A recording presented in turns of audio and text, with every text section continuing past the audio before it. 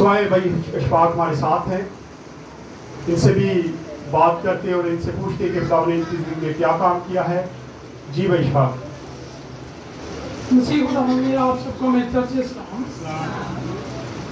मेरी भाई कुछ इस तरह से है कि पिछले हफ्ते को मेरी अचानक तबीयत खराब हो गई और मेरा ब्लड प्रेशर बहुत ज़्यादा हाई हो गया और बीपी भी हाई था और साथ में शुगर भी हाई हो गई और इसके साथ साथ मेरी धड़कन बहुत ज़्यादा तेज़ हो गई।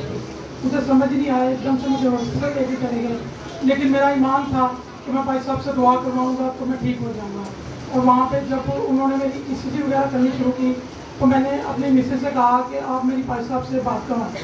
तो जैसे ही उन्होंने भाई साहब से मेरी बात करवाई तो मैं एकदम से नॉर्मल हो गया और मेरा BP, मेरा ब्लड प्रेशर सब कुछ ठीक हो गया। लिखा है कि जहाँ तेरी ईमान ने तुझे अच्छा किया, मेरा ईमान था कि मैं दुआ करवाऊँगा, मैं अच्छा हो जाऊँगा और मेरा ईमान हमेशा खुदावंद पे है। तो खुदावंद हमारी दुआओं को सुनता और जवाब देता है और अपना खादम खुदावंद ने अपना खादम हमारे लिए हमेशा रखा है कि जो हमारे लिए दुआ करता है और हमें शिफा मिलती है।